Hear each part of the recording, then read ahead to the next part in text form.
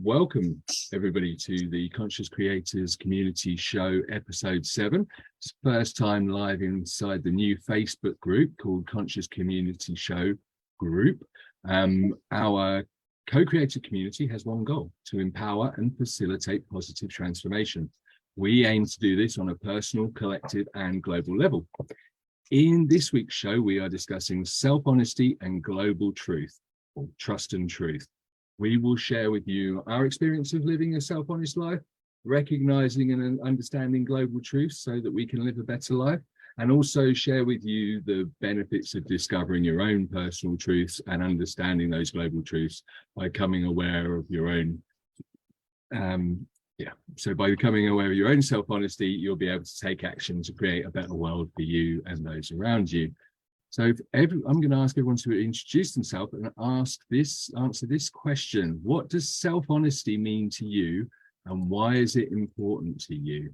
And Gabe, you're first on my screen. Hello, everybody. This is Gabriel with Stress Relief for Teachers channel, EFT practitioner, and I help people, eliminate and release their emotional disturbances, So that's just the ground floor of the greater work, which is spiritual connectivity and thriving in life. So your question is, what is self-truth, you said, or self-trust, was it? Well, self-honesty. Self-honesty is, to me, is so important for anybody. If you want to start any kind of healing, I say this a lot to my clients. It sounds cliche, but the truth will set you free. And sometimes I get dramatic when I say that, because truth is an elevated emotion, and it's a healing emotion. And when we can work with our own truth, that honesty will pay dividends for the next 1,000 years. And it's difficult because we have learned not to trust not just ourselves, but everything in our environment. We just don't trust nothing. And like I like to tell my clients as well, if you want to trust, you want to verify nowadays. It's one of the easiest things to just, again, reduce that stress of, is it real, is it not, So let's verify what is the truth. Be honest with oneself. I am honest with me. I learned to do that. And it is exceptional. You go to sleep at night feeling great. You wake up in the mornings feeling absolutely amazing, because I got no dishonesty in my life. I like it like that. It works. And it takes practice. So I'm here to help anybody want to practice their truth and self-honesty. I'm here to help. Thank you. Thank you, Gabe. That's awesome. Yeah, I'm definitely somebody that's seen the benefits of being honest with myself, and do everything I can to do that every day and check in. And Anthony, you're next. Hi, everyone. My name is Anthony. I'm a holistic peak performance and flow coach. So my take on self-honesty, it's my take on life in general. I think we either stumble around going from one experience to another, not really thinking about what they mean, or we do it a bit more intentionally. But regardless of whether we're conscious of it or not conscious of it, we move more towards the things that resonate more for us, the territory that we want to dive deeper into, or we shed away thoughts, behaviors, or whatever it may be that don't serve us. And in doing so, we get closer to our truth. That's the way I see it.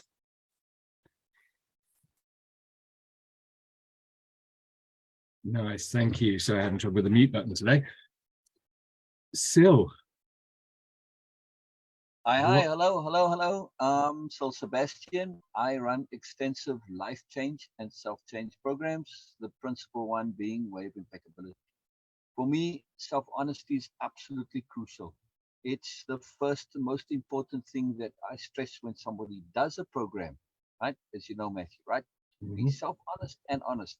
You cannot learn if you're not going to be self-honest. Not possible.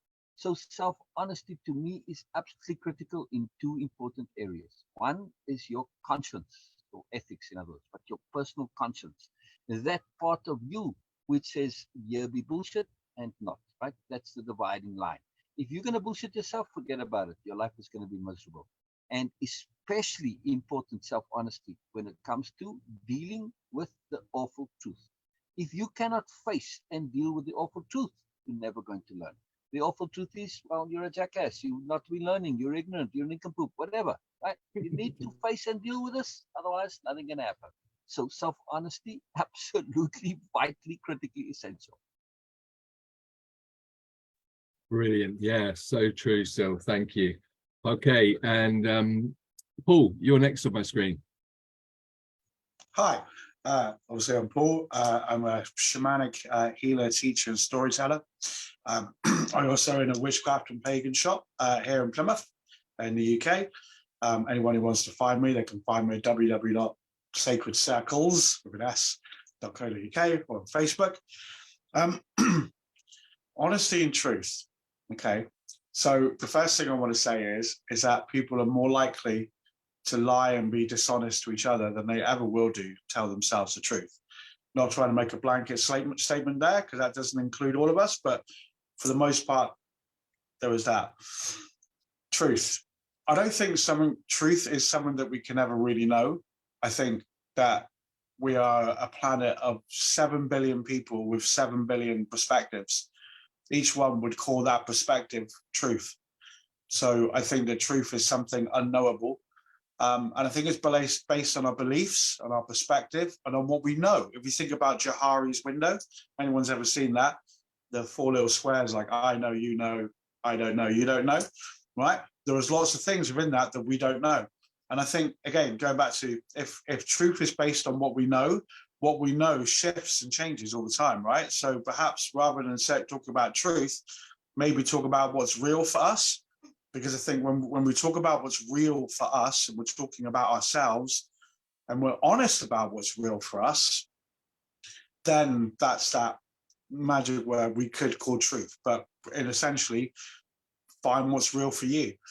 And I think much like everyone else has said, when it comes to like any form of healing or therapy or growing process, whatever the modality you're using, you need to be honest with yourself. If you're sat there going, "Oh yeah, my life's great, it's wonderful," it's, you know, like everyone does posts on Facebook with their, "Oh yeah, look at me in my flash car," and "Oh look at me, I'm on holiday."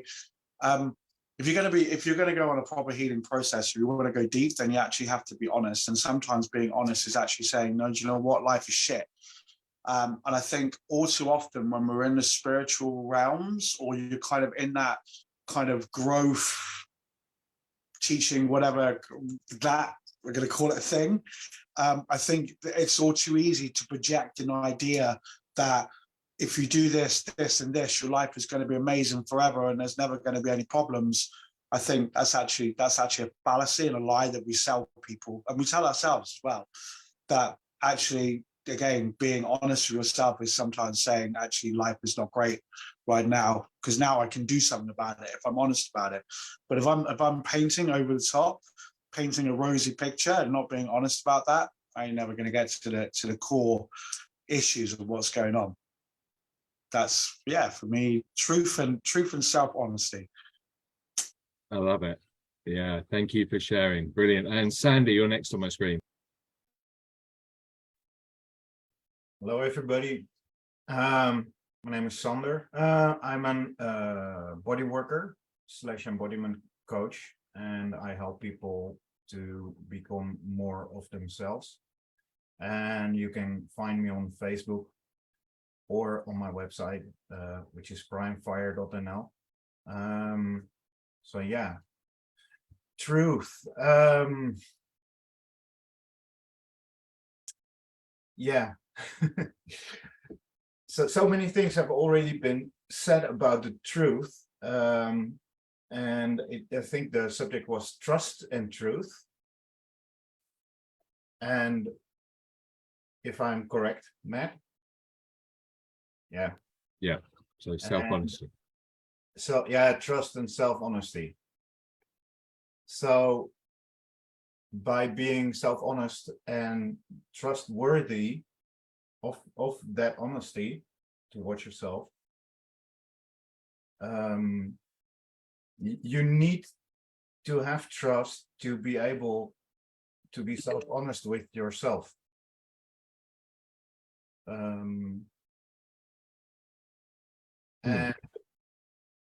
And trustworthy, yes, that has the word truth in it, but you have to be able to trust how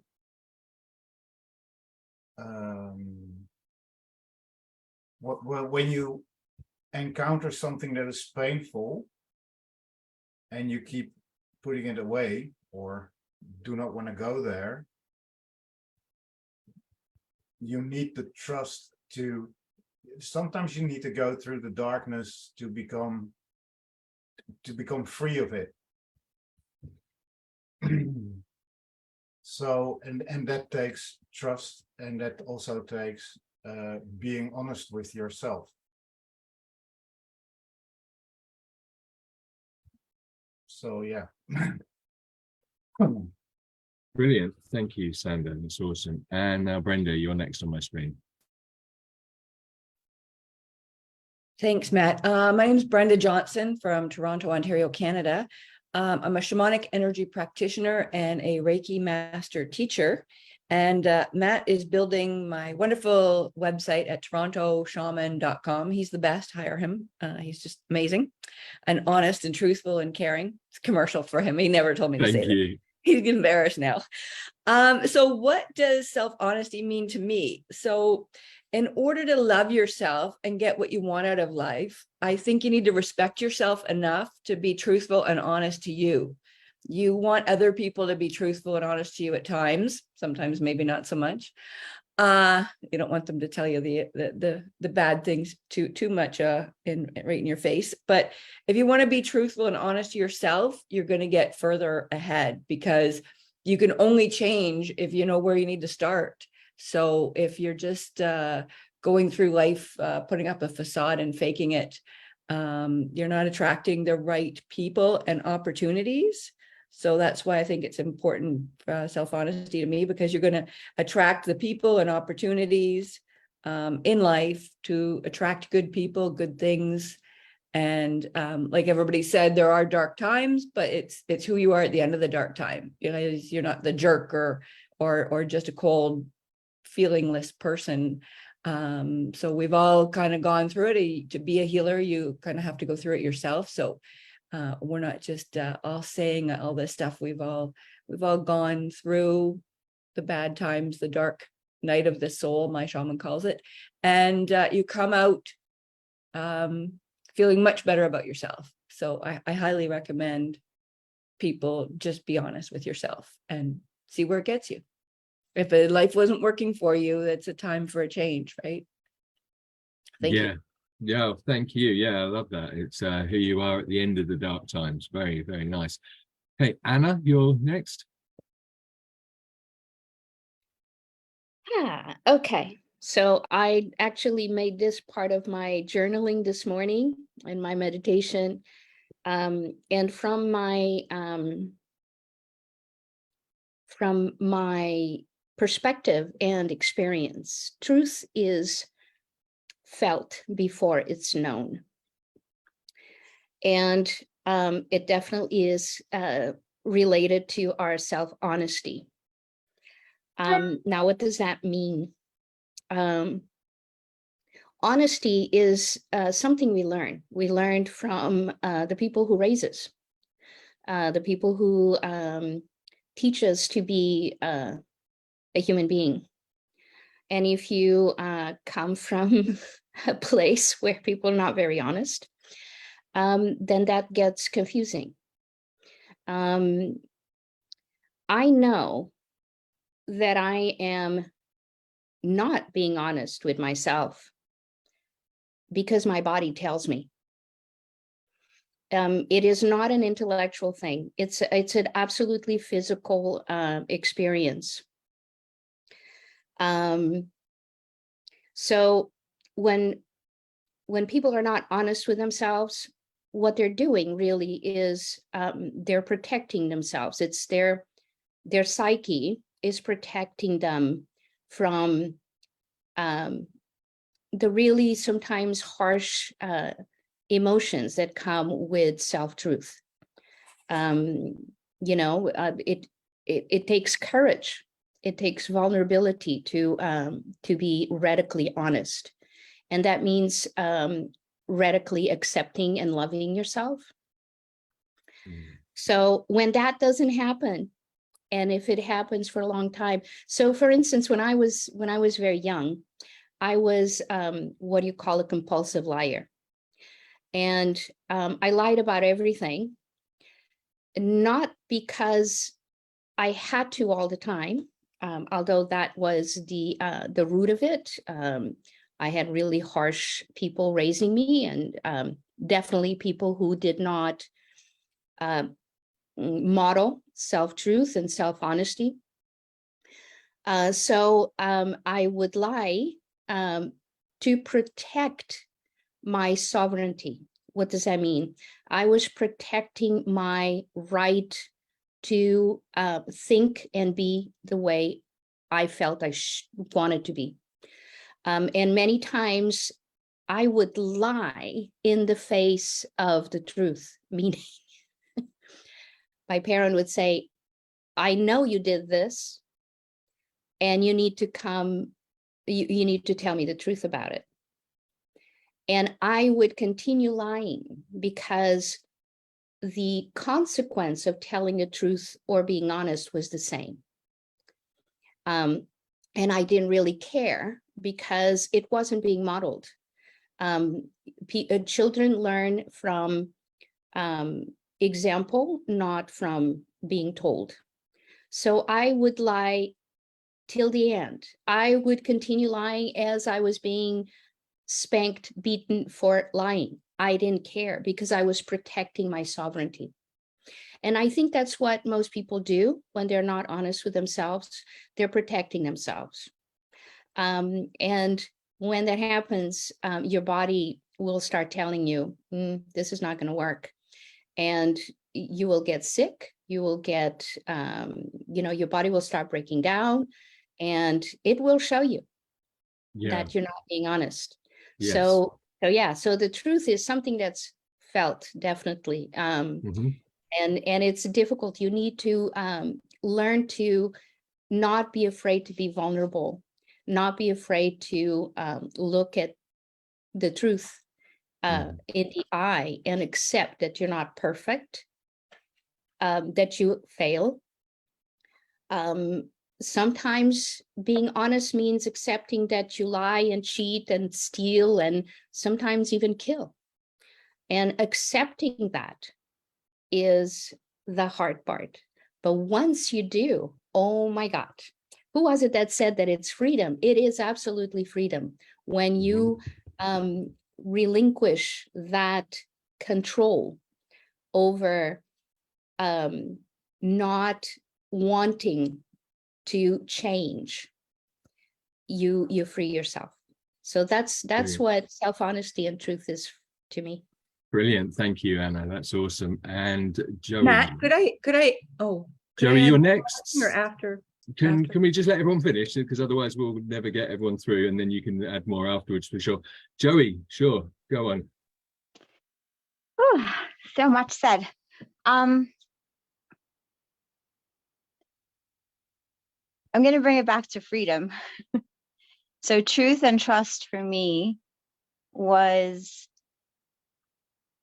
two things that I found in my search for freedom, right? I didn't feel like I was free when I would not trust my own decisions, right? Yeah, nice. And I realized I couldn't trust my own decisions a lot of the times because they didn't make sense, right? Which was kind of like what spurred almost all of my work. It's like I knew I was deciding things And I knew I was living with the repercussions of my decisions, but they weren't matching up to actually what I wanted. Right. So I went on this crazy journey, and in the end realized that a lot of the times it's because my reality that I was experiencing wasn't actually matching up logically. So my head, my mind, and what it thought the experience should be was not lining up with what I was actually experiencing. And so I systematically figured out how to clear away the illusions, clear away the narratives, clear away the stories, clear away the templates, so that I could really, really just be in whatever my reality was around, like in this circumstantial reality, and feel it. And then once I could actually feel what I was experiencing, I began to understand truth. Because as Anna said, I feel like it's a feeling, and it's a feeling of alignment. It's when your body, your mind, your soul, your environment are kind of all on the same page. And when it's not on the same page, it feels like you can't trust it. And when you can't trust it, your mind will start making up all sorts of things to try to create this fabricated trust. Right? It'll start justifying things that don't make sense in order to feel more comfortable and get everything on the same page. So by letting go of the narrative, by letting go of the past, by coming into the presence, by practicing presence, I feel like my life became more singular, intimate, and truthful. And from that, I could trust. And from trust, I found freedom. That makes sense.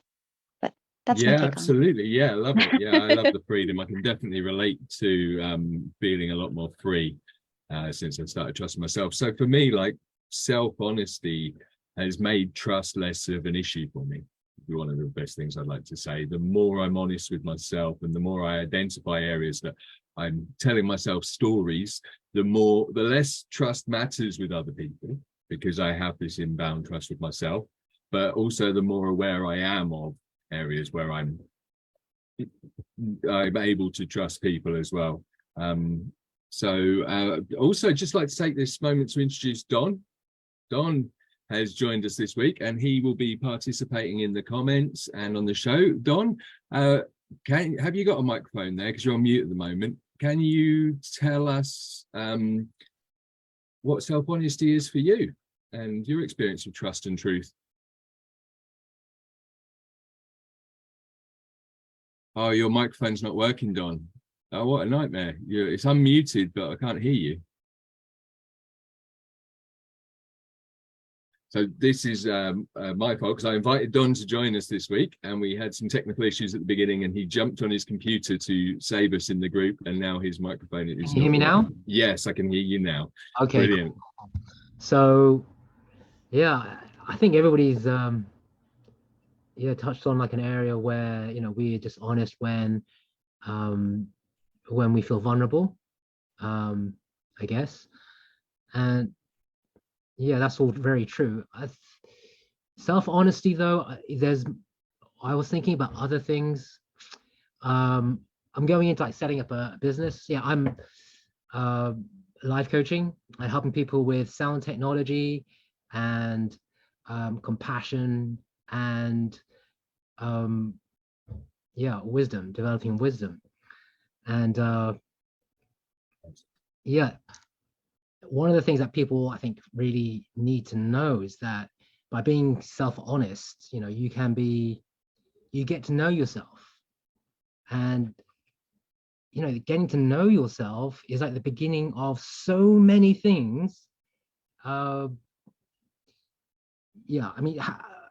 that's awesome. I love that. Yeah, to begin with, like, how do you know your purpose if you can't be honest with yourself about who you are and what you're doing? How are you going to manage to manifest that, bring your dreams into fruition? It's an impossible thing.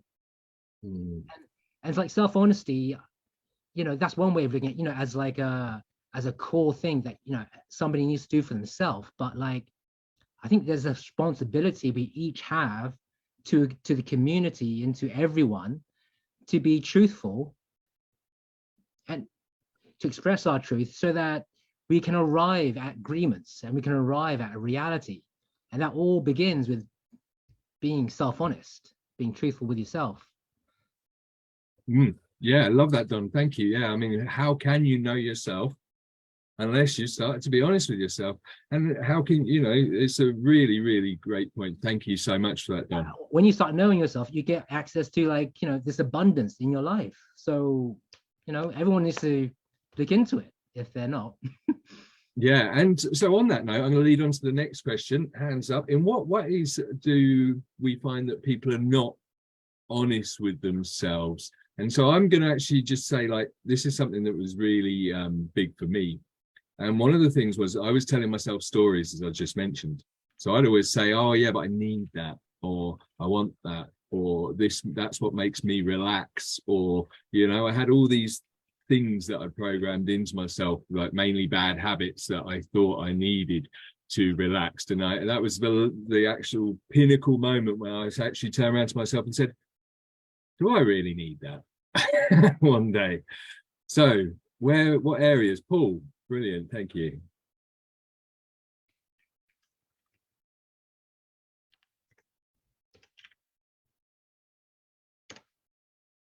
There we go. Yes. Still not used to doing this on the phone. I think actually, so talking about the idea of like the things that we think that we want, that turns out that we probably don't want. So anyone who's ever had any kind of addiction, right? That'd be me, right? Beer, drinking, alcohol, drugs, smoking, right? You just said it. I need this because, and we feel like it's going to give us something. Well, I think about the work that I do. So kind of getting a little bit in deeper. So I work with people around a concept known as gesh, or the gesh, which is a Celtic word that means taboo or curse. And in every kind of ancient Celtic mythology or hero story, there's always a central character trying to overcome some curses placed on them. And now that relates to us today is a life script, right? So we all have life scripts. We all have messages that we grew up with when we were younger that were lesser empowering, didn't support us, didn't encourage us. And these ideas, they encode within us and they become our life script, right? We act out of them. And if we've been told like our entire life, perhaps that, we're too much, or you're too needy, or you always want my attention, it creates within us a completely bottomless pit that can never, ever be filled. We never get filled. It doesn't matter how many experiences we have, how many great times we have, how much praise we have, that bottomless pit never, ever gets filled. And we build stories around that. We create lies within ourselves around why we do certain things. So I didn't get loved enough as a child, so I need to do this in order to get this need met, right? So we end up with our needs never getting met. And we constantly deceive ourselves about what actually is the core issue. So rather than actually go into that deep, dark place of actually, I don't feel like I'm lovable, or I don't feel like I'm good enough, or I don't feel like X, we create stories around it. Stories are a lot of what I do, like pulling stories apart, rewriting them, reweaving them, retelling stories into more empowering ways. And actually, in order to tell a story that's real, that has to be honest, right? We have to be honest with ourselves. So we're constantly deceiving ourselves around the very nature of our lives. And I see this, like, especially with people that I'm working with, like straight up, right from the beginning, they're like, yeah, no, my life's pretty cool, but I've just got these one or two things that I need to fix. Okay, cool. And then you start the conversation, and then all of a sudden those one or two things, actually, they're about 6 or 7 things. And they're not really little things, they're really bigger things. And it's almost like, in order to get to a point where someone can actually get into some real healing work, there has to be the willingness to drop a lot of these illusionary stories that we have, and start telling it how it is, just absolutely being honest with ourselves. And again, going back to what I said in the beginning, You know, sometimes we just have to be honest that life's really crap. And actual fact, if we start with that, then we can actually do something with it. I kind of think I went off on a tangent there, but there you go. That's Yeah, awesome. No, I like it a lot, and I think I'd say life could be better rather than life is crap, because I think life's quite beautiful even without anything in it. Sander, what did you want to say?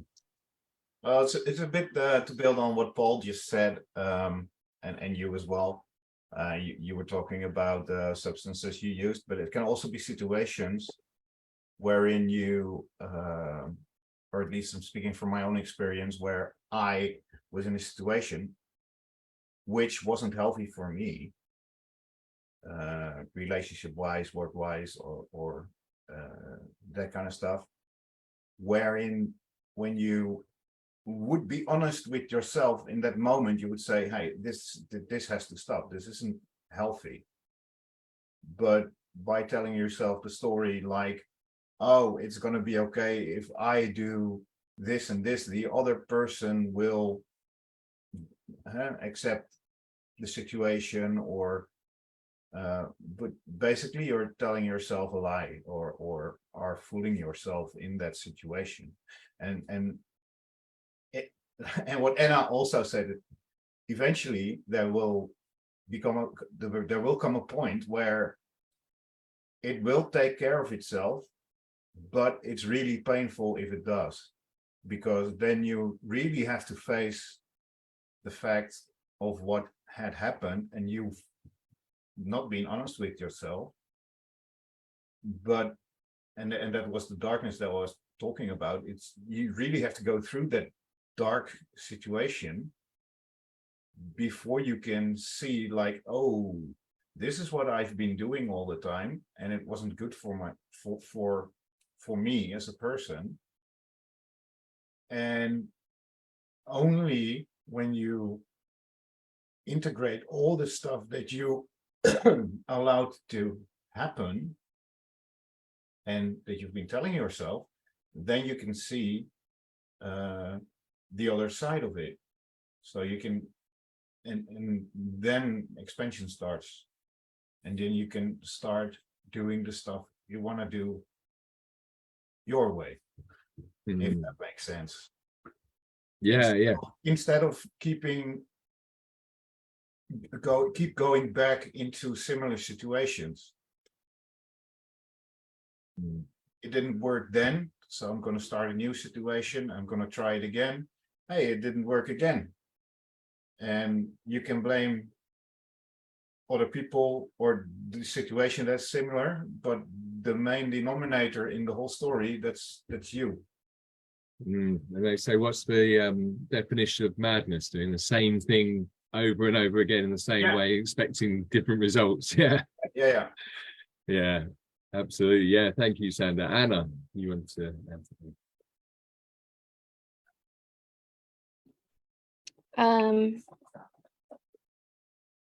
Yeah, how do you know when you're not being honest with yourself? Good question. Yeah, it's well, what happens is you start feeling a discrepancy between what you're saying, what you're thinking, and what you're actually feeling. So once you start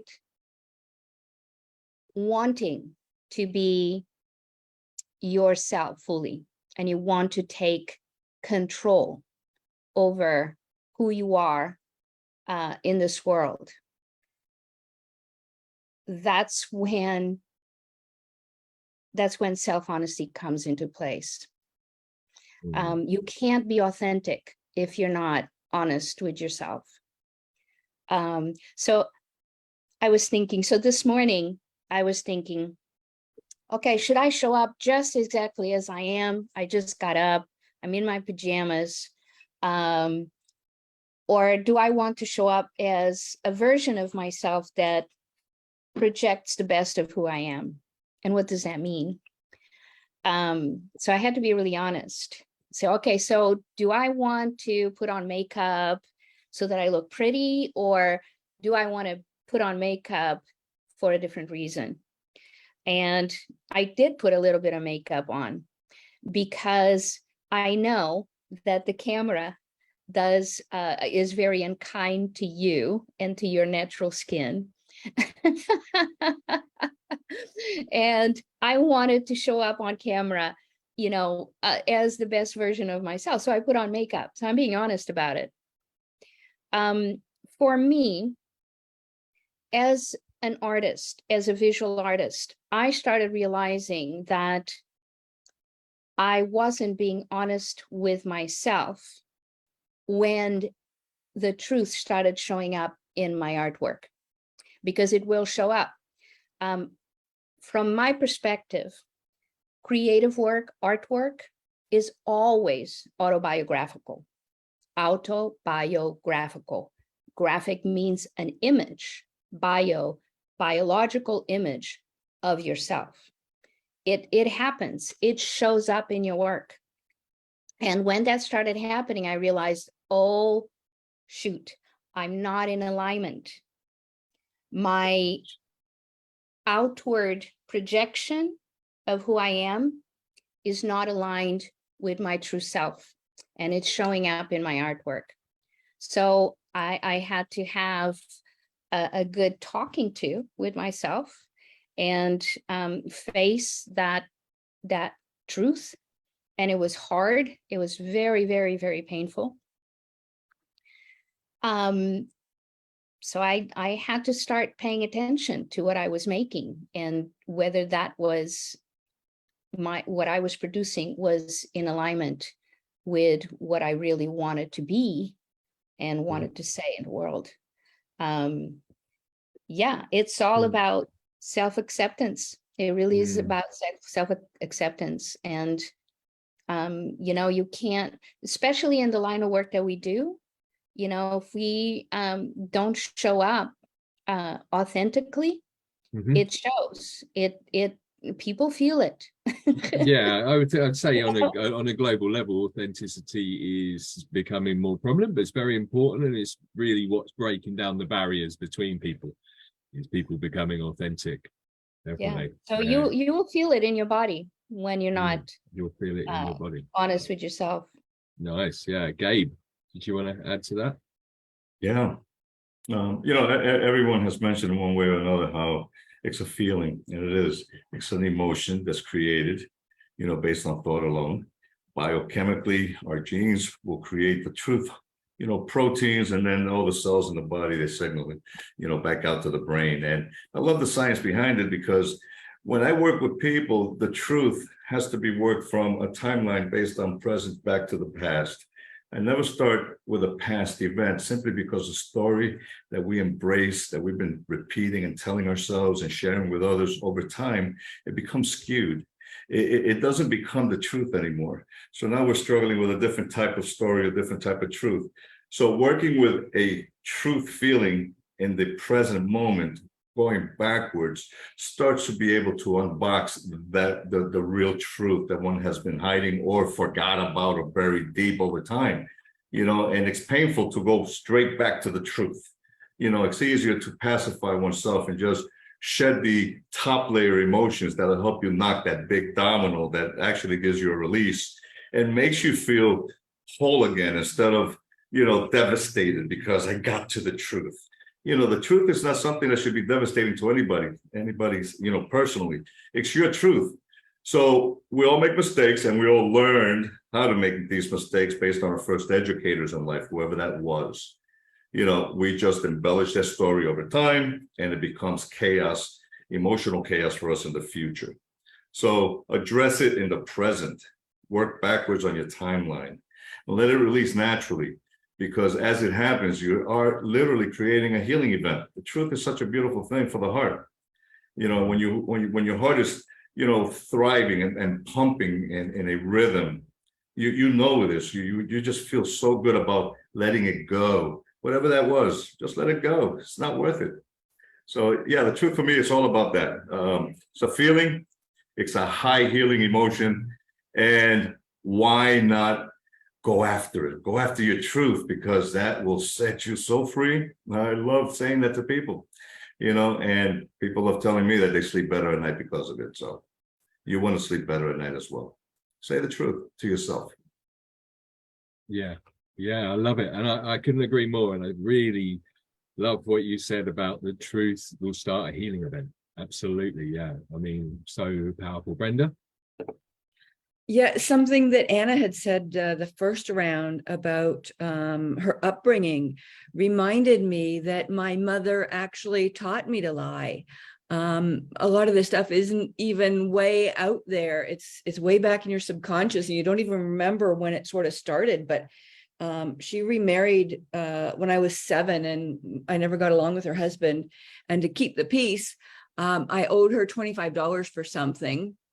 And she came to my room, gave me $25 and said, wait about 20 minutes and come into the living room in front of her and her husband and say, Mom, here's the $25 that I borrowed from you for XXX, and hand it back to her, which is a complete lie.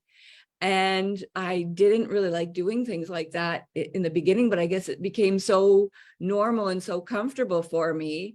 I was just like, woo, I saved $25 and I get, he's happy, she's happy, everybody's happy.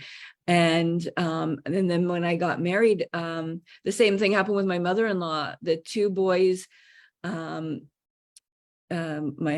ex-husband's brothers, they had kids. So at Easter, we'd get together and the mother-in-law would buy all these things for the kids and Easter egg hunt. And she felt bad that we didn't have any kids. So she'd buy us some big crystal vase or something like that. She'd give it to us and say, open this, look at this. It's so great. This is your present for Easter because you don't have any kids. And I have to give, $100 each son. Put it in your car. And if they ever see it at your house, tell them that you bought it from somewhere else. So just very small little lies, but you're like, oh, okay, yeah, we could do that. And everything you had in your house, you're like, can I tell them where that came from? Was that a Christmas present or was that a secret present? And then my bosses, I worked for security at the airport. My bosses started on the same thing. Don't ever tell anybody, even if somebody sneezes or hiccups or something, don't ever tell anybody anything that ever goes on in the office. And you have nothing to say because you can't say anything that's truthful. And until Anna said that there, it didn't even faze me why I had gotten so off track. But it's so important to be truthful for yourself. Like I said, you can't fix anything if you don't know what it is you need to be fixing. And how do your friends, they sometimes see through you. So, you're not really hiding some of yourself from people that can truly see you. So highly recommend truth and honesty. It's just wonderful. I think more than that, you will attract other people who also lie if you're a liar and you're not able to be honest with yourself. So it's not just that people will see through you, it's that you won't be able to see through people. And I think there's 2 really good points there to be made today about self-honesty, is that often we have to lie as children to protect ourselves or keep ourselves out of trouble, and it's like it solves the problem. So suddenly we're like, oh, hold on, lying works. And then also we see it through our peers and our parents or anything. One phrase that just came to me as you were saying that, Brenda, was it's a white lie, Matthew. It's a white lie. So Anthony. Oh, hello. Well, perfect segue there, Matt, into the point that I wanted to bring up. And it circles back to what Brenda and Anna were saying about authenticity, as well as what Gabe was saying about the truth as liberating. So I want to speak of I guess adverse childhood experiences or trauma, and even trauma that's not obvious, in the sense of it's not a big bad thing happening, but more of a every single time I tried to get angry, then I would be sent to my room. That is traumatic potentially. And the thing that I wanted to mention, which has to do with the self-truth and authenticity, is we have these 2 needs of attachments with our caregivers and authenticity, being ourselves and being able and allowed to feel our emotions and all of that. And whenever those two things fight against each other in a situation in life, 100% of the time, the child will sacrifice authenticity, because we can survive without authenticity, but we can't survive without the attachment relationship with parents. And so it loops back to a lot of things that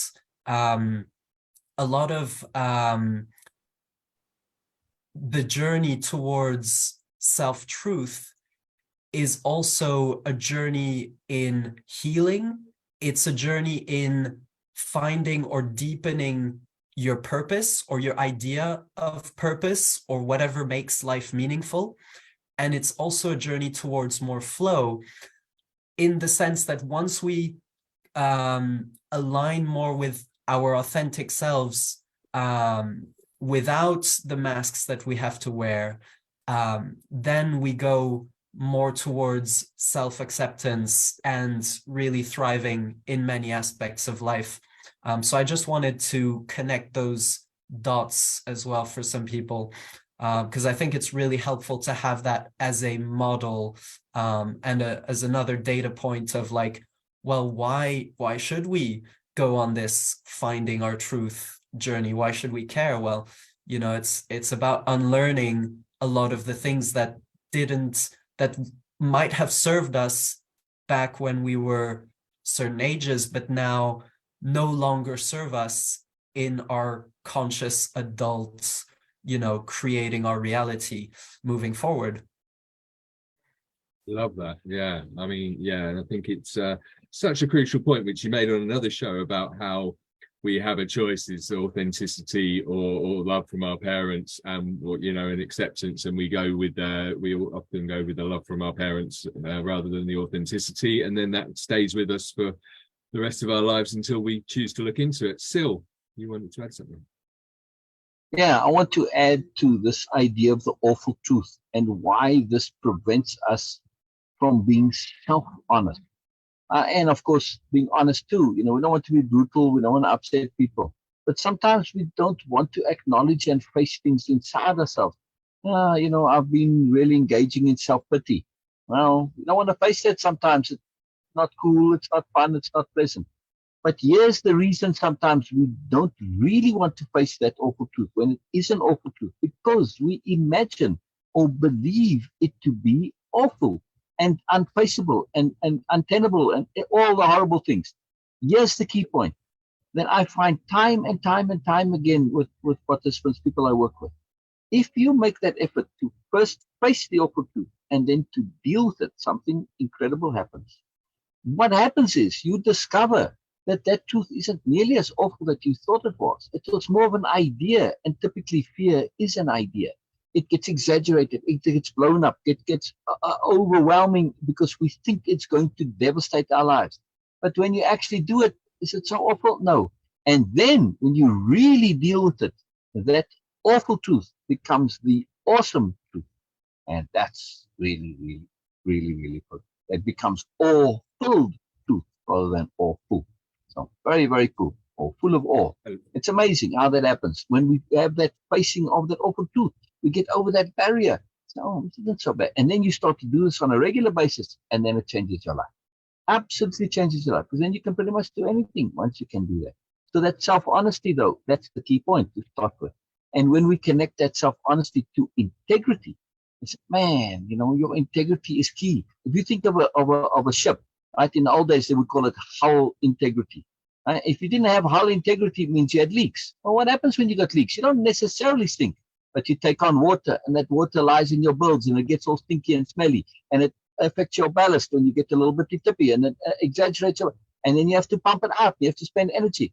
Well, that's what happens when you don't have integrity, right? It's a massive amount of work and effort and energy. And of course, eventually, you know, your bilge is rot, and then eventually the ship sinks and flounders. So it's very important to have integrity, and integrity starts with self-honesty. All ties together. Yes? Yeah, love that, Sil. Yeah, I really love that. So take an awful truth and turn it into an awesome truth. And I got and I think like that's with yourself as well as with others. I get one thing that came into my mind was the other day, my daughter came back from school. She's only 9, and she turned around. She's like, Daddy, I got Tipp-Ex all over. So corrector all over my friend's bag. And I was like, okay, but you told him. She's like, no, he's going to be so angry. I said, he's going to be more angry if he finds out you've done it without telling him. Yeah. And somebody else tells him. So I think the best thing you can do is go and tell him and find out if he's angry. And he wasn't angry at all. He's like, oh, thanks. Okay. So it was really good. Anna, you're next. Yeah, I just wanted to touch on the issue of attachments and trauma. Trauma is a big word lately. And it's only because we're finally realizing that most of us have been raised inauthentically because of our parents' own trauma and inauthenticity. This issue of attachment, absolutely, when we're very young, attachments are survival. What happens as we grow up, though, we don't realize that we need to let go of those attachments. We need to individuate so that we can basically own ourselves. A lot of times, and I know this from experience, I'm 62. I didn't start this journey until I was 50 something. I was in my late 50s when I started this journey to myself and to self-ownership and self-realization, because I was still needing those attachments.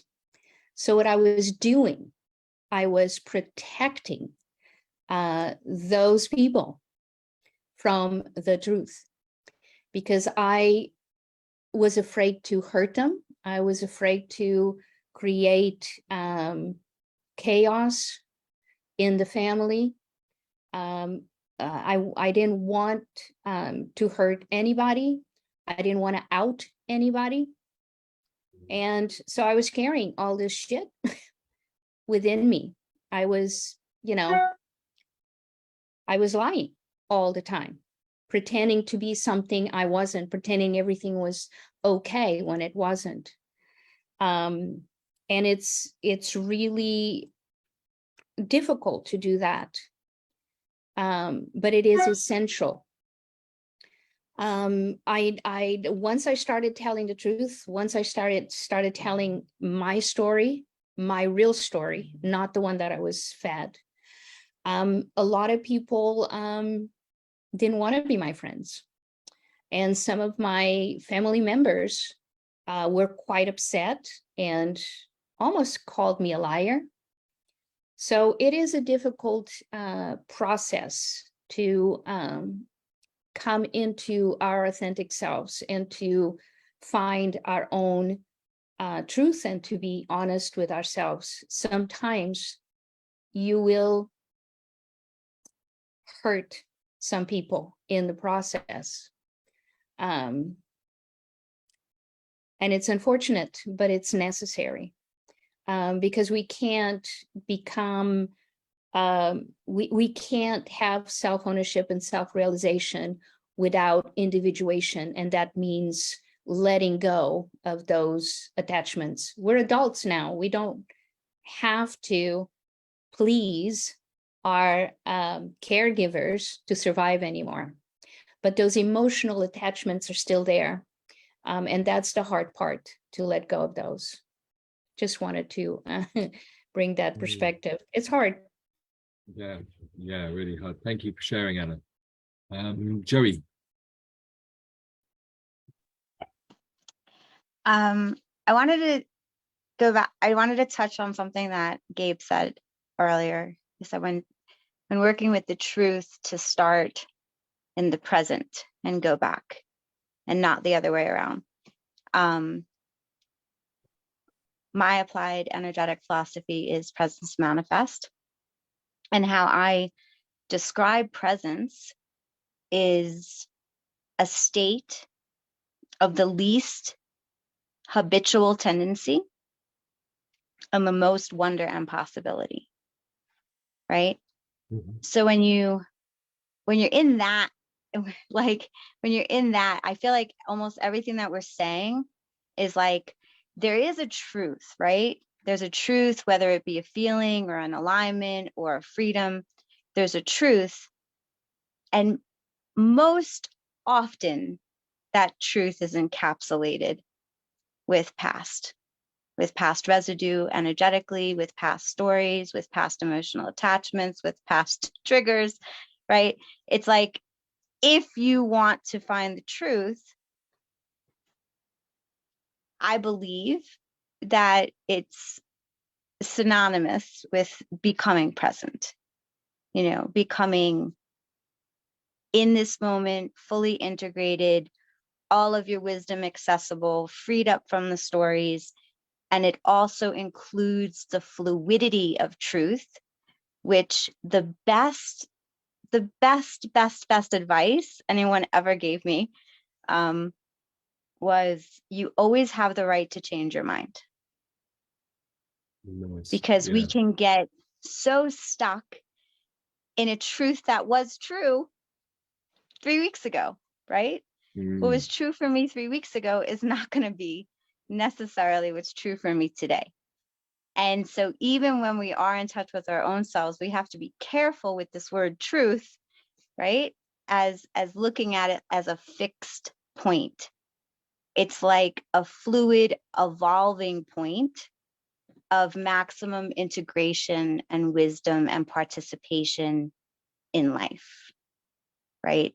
So I did want to just throw that in there. Like, truth for me is definitely 100% linked to presence and being in a present state, not a present focus necessarily, because you could focus on something through a bunch of narratives and it could be completely skewed, but a presence as in a present state of being, a present state of being. The second thing I wanted to throw out there, just because there's a lot of stories about parenting, and I love that I had the total opposite as most people. I had a mom that 100% valued and instilled being honest. She never, ever would sugarcoat shit. Not to save face, not to be polite. like it is what it is, what it was, so that we could deal with it. And mostly because she was a single mom. And I remember the conversations when I was little. And she had this beautiful knack, and I'm going to write a book about it someday, but she had this beautiful knack of getting me to have a consequence the first time I skewed in all these different directions. So the first time I lied, I went under the train tracks or in the train station. I was in New York City, and I wasn't supposed to walk to school that way. I had to walk this other way, and I had to hit this block and turn right. And the older kids always wanted to go into the subway and out the other side because it would save time. And I was 100% not allowed to do that because I was in second grade and walking myself to school because she had to leave before me for work.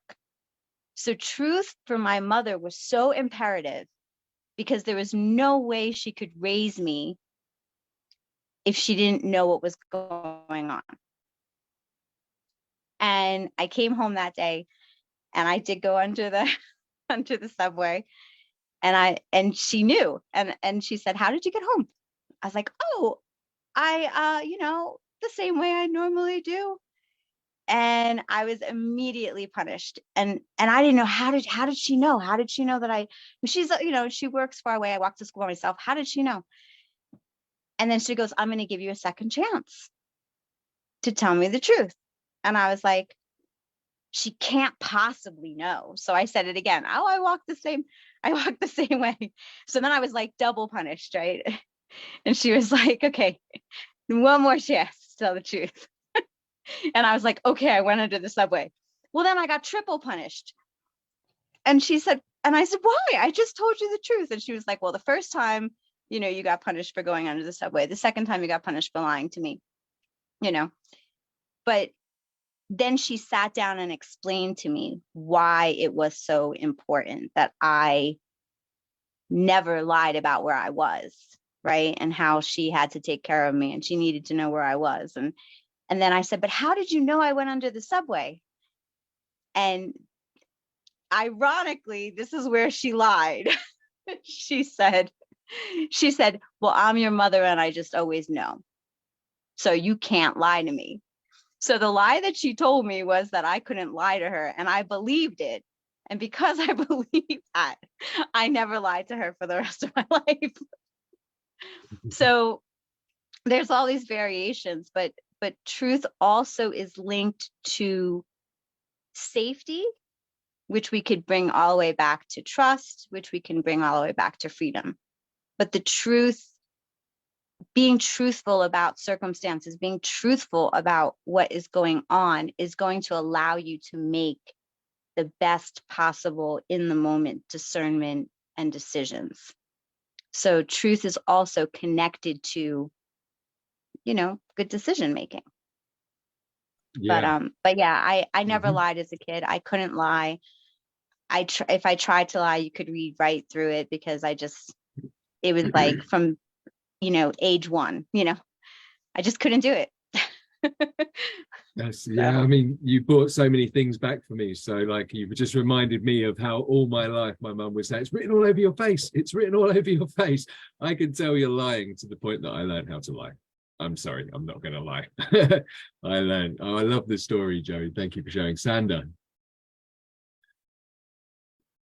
Yeah, I wanted to add something to what Joey said about when you become honest with yourself and become present with the situation, you can create the things that are in alignment with what you want, or with your life. But on the other side, if you keep being dishonest to yourself, and that will attract and that will also attract similar situations as where you were in before, when you were how do you explain that? I lost my train of thought. Yeah, that's right. I think you mean like attracts like, is the way we say it in the UK. Yeah. Energetically, when you're in a certain state, you will start attracting similar situations that you were in before, if you do not shift from that point of being. And that point of being is being dishonest with yourself, or not being in truth with yourself. You will keep getting into similar situations. And that's also the lesson in being honest with yourself, or telling the truth to yourself, because similar situations keep happening until you change or shift your own being. Yeah, definitely. Yes, I love that. Thank you. Sil, did you want to add something? Yeah, I want to differentiate, because I feel it's really important to do so with truth, between little t truth and capital T truth. Because I see a truth as somewhat of a variable. So I've got the capital T truth of the elephant in the room. And to use Venus' wonderful example, when you're looking at that elephant in the room through the keyhole, oh, that's a very different deal, right? So my truth depends on how the elephant happens to be standing at the moment that I'm looking through the keyhole, right? I mean, if the elephant happens to be, backed up against the keyhole, well, the truth's not so pleasant what I'm seeing. But the key is, the point I'm making is, there's an elephant in the room. I don't necessarily see that. So truth thus depends on our perspective, where we at, on timing, context, all sorts of things. And if ever, I'm sure that probably we've all had this, right? For me, it was a very profound, transformative moment where I realized something that I believed 100% that I would have put every cent I had on a bet, right, was the truth. And then I realized, oh, it's actually not true. Ever since that moment, I could never, ever be certain about truth ever, ever, ever again. So truth to me is this variable. So I said, what do I do if I cannot determine the truth? I need some other mechanism to determine what's going on, because that's how we typically say, I act on things because they're true. But if I can't trust that, then what do I act on? For me, I act on what's useful and valuable. And I act on those things that are useful and valuable. And my maxim or my motto is, it's only as good as it lasts. Right? So things are working, they're working, and then they stop working. And then I say, okay, this isn't working anymore. I upgrade, I update, I change. Or I realize I have changed and this isn't working anymore. Self-pity used to work, complaining used to work. But as I grew up, it didn't work. Like when we were babies, I got rewarded for complaining. I got fed. As I got to be a toddler, I stopped getting rewarded for complaining. So it's only as good as it lasts, right?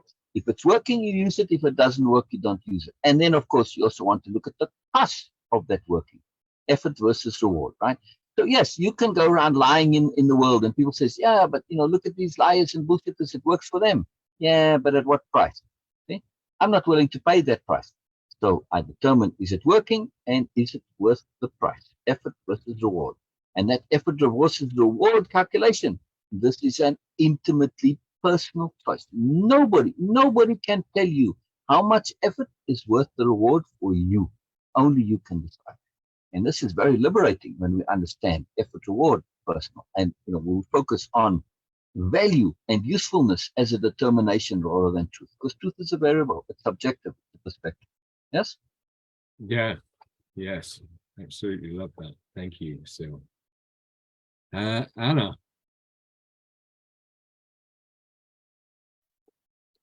Yeah, I wanted to flip the tables and speak about being the parent, and how important it is to teach your children to tell the truth. What I did with my kids, I made all kinds of mistakes. I'm not the perfect parent. That was not. I was not in my truth for a lot of the time that I was a parent. But I wanted to give my kids the opportunity to be themselves and to be themselves fully. And part of that was to understand that trust is really important. So I would tell them, it is okay to have an imagination and to want to imagine something that feels better, that feels good. But that has nothing to do with telling the truth. Telling the truth is about creating trust. If you lie and you're caught in your lie, you will lose the trust of those people that you want in your life. And you will lose trust in yourself too. So I said that there's no punishment.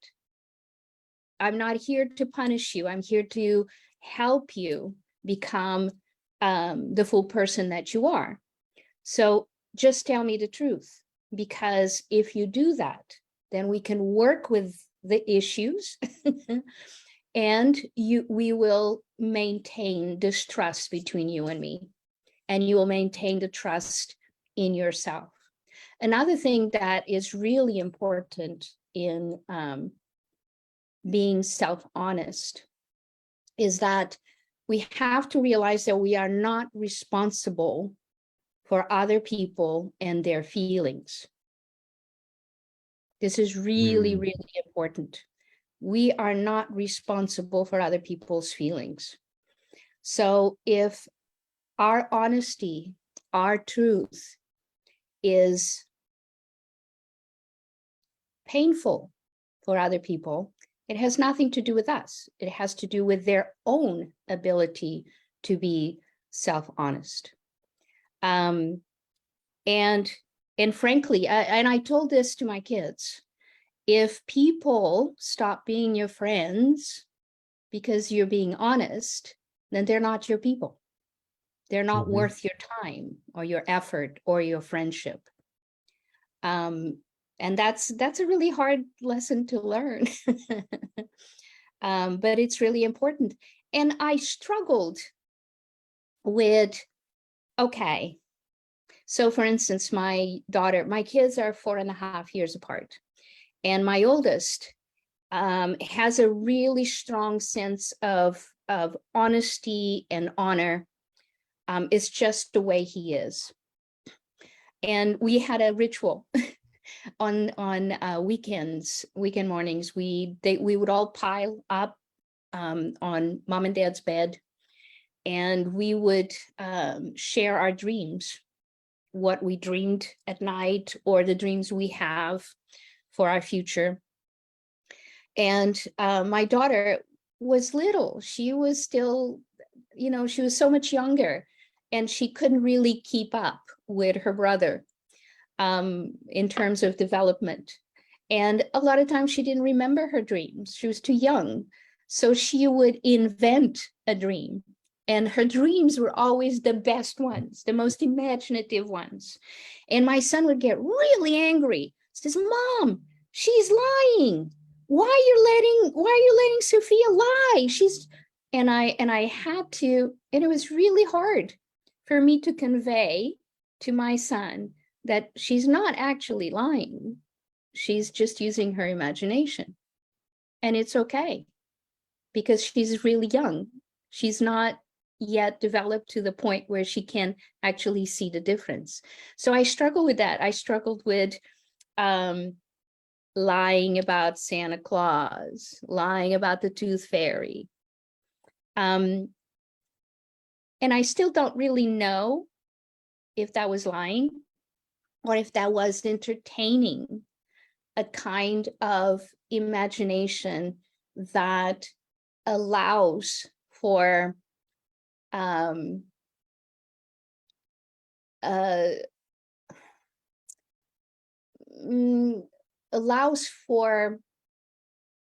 don't even know what it is. So the tooth fairy was useful because allowed to, pulling out the teeth without too much fuss. Santa Claus was useful because it allowed for developing a sense of generosity and love for others, because that's how I presented the Christmas spirit. It wasn't about getting gifts, it was about giving.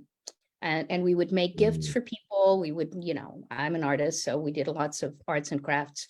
So, but this idea that it is more important to trust yourself, to be trustworthy, than to protect others from their own feelings is an important skill that a parent wants to develop when raising their own children. Yeah. I hope I made sense.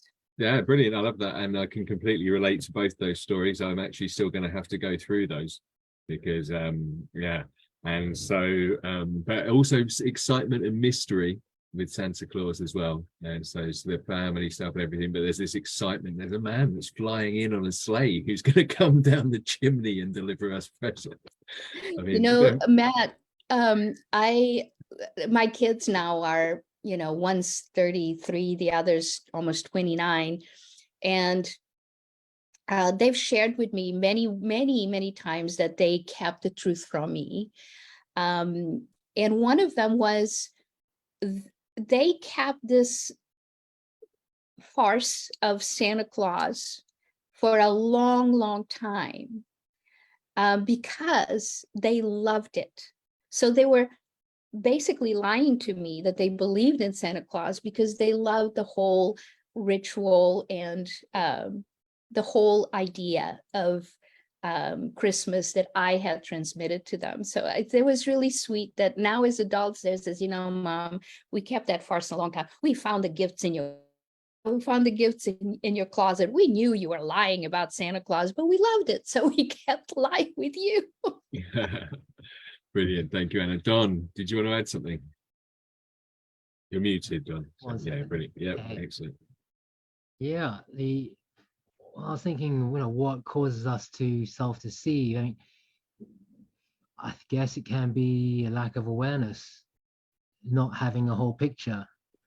Probably classically, we're all familiar with like the elephant with the blind people, and they're all trying to like decide what the elephant is, but they each have their own interpretation, but none of them get it right because they each have their own limited vision of what they're analyzing.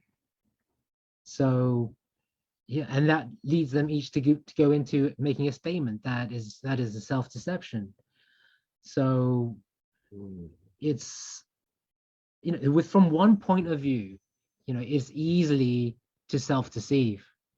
It's important to see what other views there are, to gain the view of all views, to know what the precise view is. Yeah. Yeah, I think that's a really, really crucial point. Sometimes we're just not aware, or we're not able, to be honest with ourselves, and we have different perspectives on things. And sometimes we have to learn new things and accept, okay, this was the truth, now this is the truth, without deceiving ourselves. Great example there. Have to be open to perspectives. Yeah, to find that truth. Yeah, for sure. Absolutely. Brenda, you wanted to add something?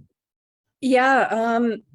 One of the things when I woke up this morning, there's a book that I have, and it has a beautiful picture and sayings every day of authenticity and so many different things. So I think March is authenticity. And today I looked and it said, only the truth of who you are, if realized, will set you free. And then we started talking today about truth and freedom. And I thought that was interesting. From what Anna had said about beginning her journey in her 50s, I was 40 and I didn't like who I was. Like, I was whining and complaining and lying and making things up, and I was in pain and depressed. And I thought, I don't like who I am. I don't like me. So how can anybody else like me? And then I decided to do this healing journey. And I thought, well, I spent the first 40 years of my life being this person. Maybe I'm going to spend the next 40 years being somebody completely different. And if I don't like it, I could always go back, which is hard to do once you've awakened and become conscious. You don't want to go back to the old lies and the old stories and the old thing, but you can fall back asleep again and go back to it. But 90% of the time you make this journey, you're gonna really love it. And so that's what I did. And I'm so happy and grateful for the people on my journey that helped me. And something Sil had said, sometimes things worked out. You did things a certain way. That's defense mechanisms and different things like that. But maybe, just maybe, you're strong enough now to deal with the things that have bothered you in the past. So maybe you're strong enough now, maybe you've found the right group, or there's so many groups out there with the shutdowns and everything, we're all on Zoom. So there's so much opportunity now to find somebody. So if anybody's listening here and is a little bit afraid, like I think Sil said that the biggest fear is fear itself, right? You just gotta step in, you just gotta do it. You're afraid of a snake, and you're like, oh my God. And then you go an opportunity to hold a snake and you're like, they're so soft and they're so gentle, and it's not exactly anything like I thought it was. And then your fear is gone. What if you could do that with all of your fears? It would just be wonderful. So that was my story for today. So thank you for listening. Yeah, thank you, Brenda. That was awesome. Paul. I just wanted to share two things, following on from what Anna said about the whole that lie that all of us parents tell our kids, Easter Bunny, like Father Christmas and stuff. I remember when my son was 15 and I'd caught him in a whopping lie, and he turned around in this real smug way that he does. What about Father Christmas? What about the Easter Bunny? And I'm sat there and I'm like, yeah, now I have to kind of come clean and admit that actually this lie that's not a lie. And actually, I got round it by saying, no, I'm just trying to keep the magic of childhood alive. So if any of you ever get in that situation where you have to finally come clean to your kids, just tell them it's all about the magic. The other the thing, magic of childhood, yeah.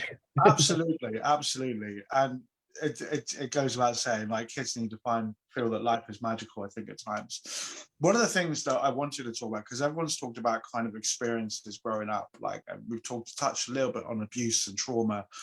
One of the things that I want to say, like, my training as a therapist, I suppose, all abuse, all trauma, like, and people kind of think of trauma, they think in terms of the big four. Sometimes it can be the little things, like you showed your parent a picture and they didn't respond to it very well, and that gets encoded in the body as a wound, right? All abuse, all of these things, they're really a boundary violation.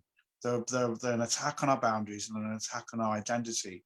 And then when people are dishonest about that afterwards, that lack of honesty, that lack of integrity becomes a further wound to the boundaries. So there's an element around truth and self-honesty, and also self-deception on the flip side, that actually has a real effect on our boundaries. And when we're talking about being authentic, I'm not a big fan of the word authentic. I like words like real, like being, everyone uses the word authentic, but no one uses the word real, right? So sometimes my realness is I wake up in the morning and I don't want to do my mohawk thing and spend 20 minutes. I want to just come and look like an ordinary person, right? I'm not being unauthentic, I'm still being real. So when we're talking about this concept of, like, people, self-concept, people talk about themselves, like who they are.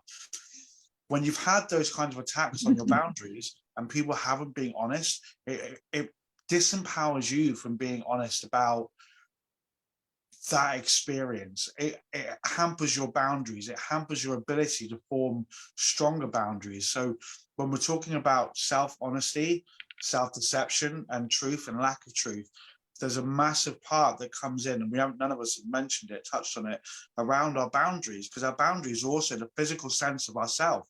So we're talking about the self and about us, whether we're using words like authentic, realness, whatever. That attack on the boundaries, that attack on ourselves, that lack of physical sense of self, that also has an effect on our ability to be truthful about, or be honest, be self-honest about ourselves. This is an important aspect. Yeah, absolutely. Very important. So important, in fact, that next week we're going to be talking about boundaries. So nice lead on there. So yeah, I mean, it is for people that are not aware of boundaries. They all relate: self-honesty, boundaries, being able to set boundaries and with people, for sure. Don, did you want to add something? Yeah. Oh, yeah, I did. Yeah, Paul was he was just moving on to it, actually. The idea, the whole self-identity idea, what is that? That's the ego, the concept of the self. And there's no bigger deception than the ego, because the truth is we're all animated living beings, and we're not actually static. We're constantly changing.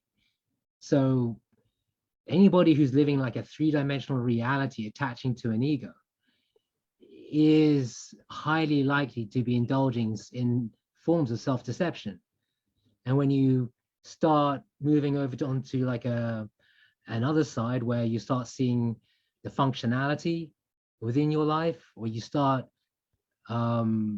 rooting with life and nature, then the ego, there's no space for the ego, because it can't fit in with like that sort of dynamic living life. And it's more authentic and real because it's actually doing something. It's making things happen. It's transforming things when you go into that sort of what we might call a 5D area. So like a lot of people like holding on to this like 3D space have ego, and yeah, highly likely to self-deceiving themselves. And it's very subtle, because the ego is something that we're naturally quite accustomed to like function in the world, but it's just there to like function on some level. The reality is it's a delusion. It's not real. Yeah, absolutely. I mean, I kind of see our ego as what would have been seen as survival instinct. And as we no longer really need to survive, survival has moved on to more sort of status relevant stuff like how we appear, what people will think of us, and all these other things. And so ultimately we end up using the ego to see how we're going to be seen, and rather than tell the truth, we'll tell a lie, and we'll do all these things. Whereas, yeah, like you're talking, when you get a bit further down the line, if you're a spiritual person, for example, and you understand these things, then yes, we're all living an animated life, and the ego is not very relevant. Sil, did you want to add anything to that? I do. I actually not necessarily add to that specifically, but I wanted to just go deeper into trust, because that's part of the focus for the show, right? Yeah, for sure. I just we sort of been skipping on the trust a bit, and I wanted to differentiate also, much like truth, between a little t trust and capital T trust. Now, for me, and in what I do, capital T trust really huge deal, because I see a massive difference between the two.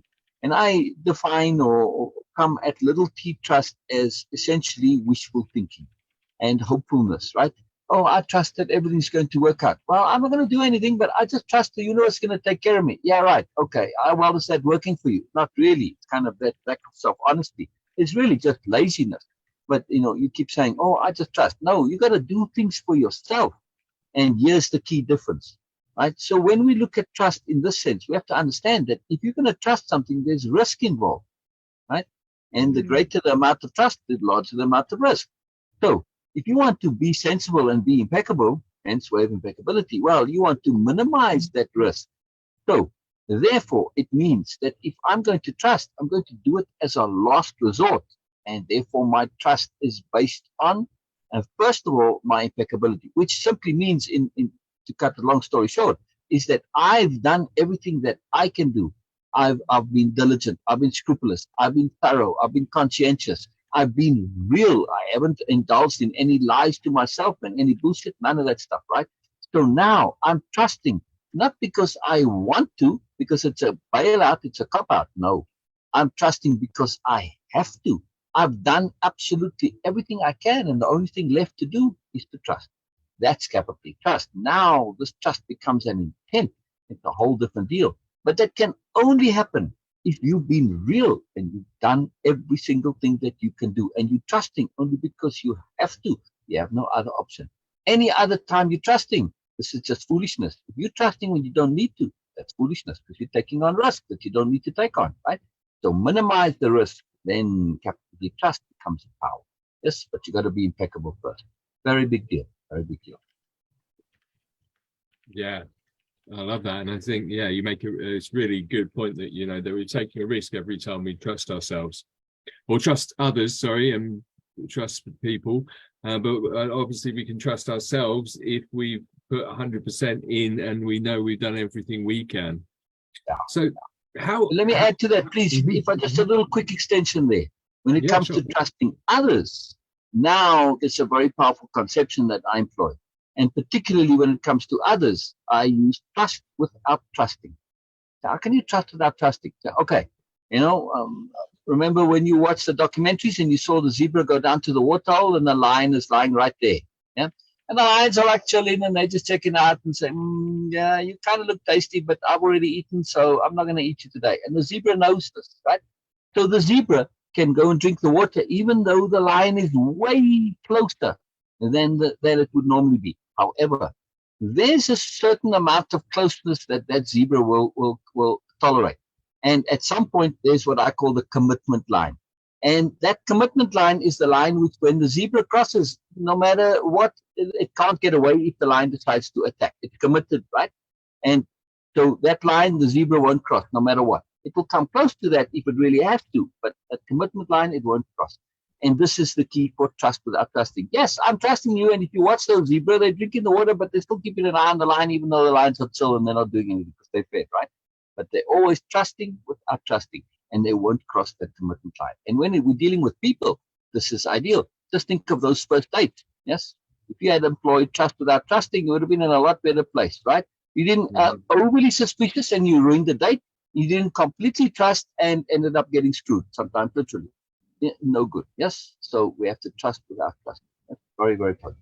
Very helpful. Yeah, Sorry yeah. to jump in there, but it was so No, it's key good. as an extension on that. Very, very important. Yeah, and I think it's really crucial because ultimately, when you trust somebody, you don't know. There's always these two sides to things, and so yeah, I love the story you gave there. Go on, you want to add something? Yeah, like, are you saying, Sil, that the trust without trusting, is that like having like a faith in the universe, a faith in the flow? Is that where the trust without trusting comes from? So, did you know that question was directed at you? In chat. So say that again, please. I was listening. Right. So like the trust without trusting, is that like having a faith in the universe and the flow of things, and to be accepting of possibilities and the situation, and to placing a greater faith in the movement of life rather than a person? Well, yes and no. It's more having faith in your own sobriety and your own sensibility and learning to be strategic. So it's not committing one way or the other, right? So if I'm going on a date and I'm trusting without trusting, say, yes, okay, I trust that you're not a serial murderer, but I'm also, if you're going to ask me to go out into the dark woods with you, no, sorry, that's off the table now, right? So it's situational and contextual. It's about simply being sensible and sober and using your sense of strategy and taking what's appropriate. And the key point to it is to not get into commitments until you know better. Yes, if I'm going to climb into bed with you and cross that commitment line like the zebra, I have to know you're going to not change from a chill lion into one that's going to eat me. I have to be certain of it, right? So at some point in a relationship, we cross that commitment line. Yes, where we get into bed with a lion. Yeah? And you have to know this. You have to know that what you're doing.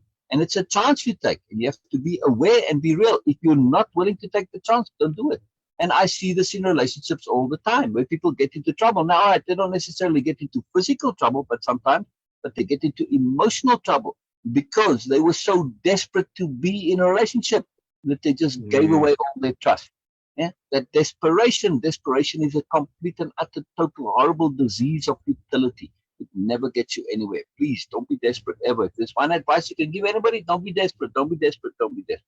Get you into trouble, right? So it's the commitment, Don. That's the issue between trusting. It's how much you are willing to commit. I can trust you without committing. Right? Like I'm sitting in the restaurant having a date. Fine, I trust you. I trust that you're not going to get up and start attacking me here in the restaurant. That's a fairly safe bet. But, when we get home or when I start getting emotionally close to you, this is a different deal, how much I can trust you. So very important, commitment. Commitment is the key. I think like the defense mechanisms that people have, they're often, that's when they kind of recede into like a lower conscious state. They're entering like a fear state.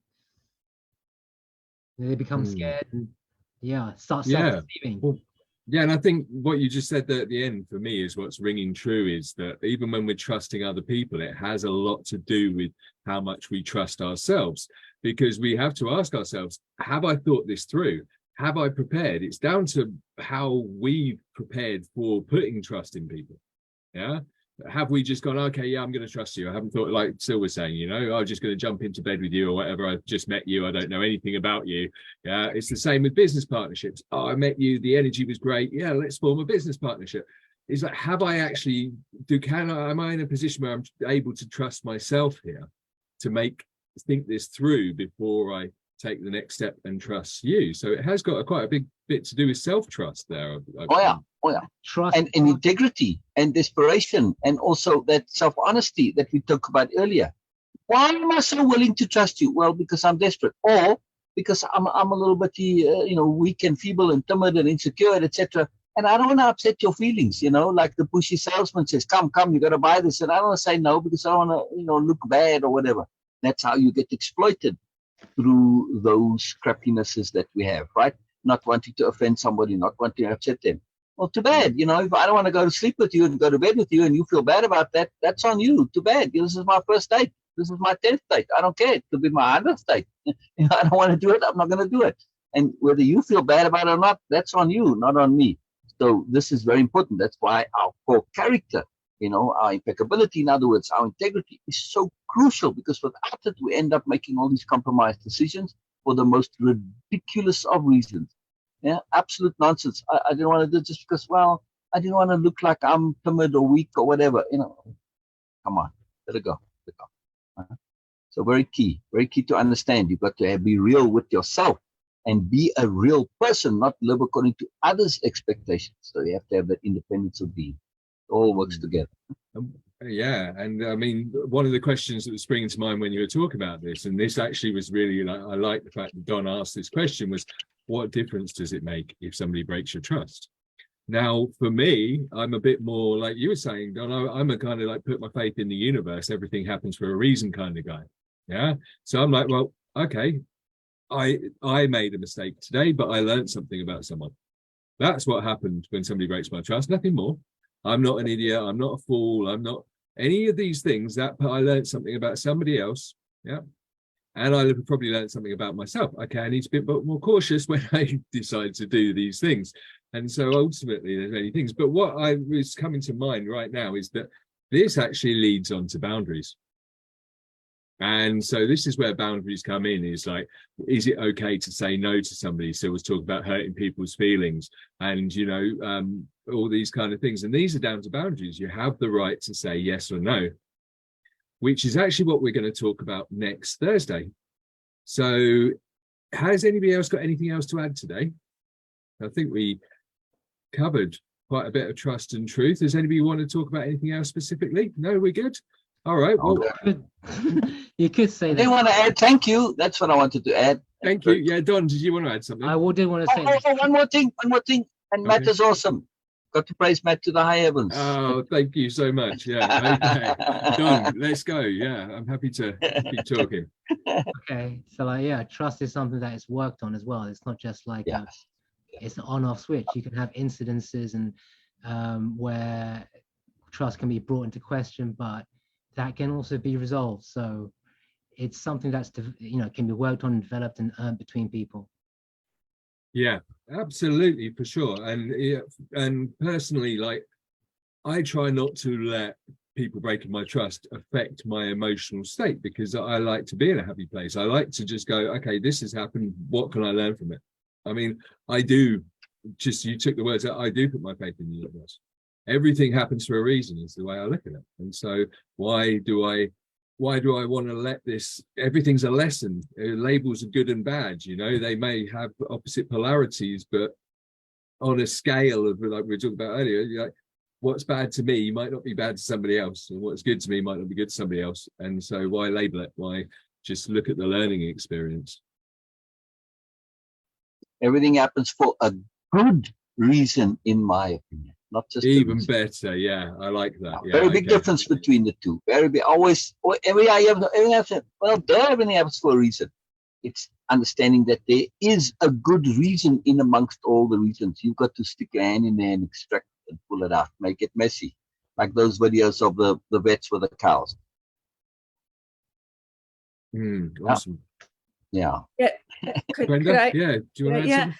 I just want to say, for truth and trust, authenticity is required. You need to be real. You need to be yourself. You need to be honest. And you need to take a leap of faith to transform your life. And you deserve the absolute best life possible. And the faith is the faith in yourself, I think. That's the biggest thing. Have faith in yourself. You can do this and be honest. And the only way you're going to get what you want and what you need is to be honest with yourself. And I think next week's boundaries is going to be great. They should have taught that in school. I was never taught to create any sort of boundary. So next week's going to be amazing. So thank you, Matt. This has been great. Awesome. Well, thank you, Brenda. I was going to say, if you can have that faith based on realness, then it makes all the difference. You've got something to back it up underneath it. It changes. And the faith will switch to a knowing of yourself once Precisely. you go through that faith.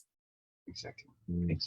Yeah, and the faith and knowing of yourself will lead to the feeling of freedom, and you'll start to realize how free you are in this world.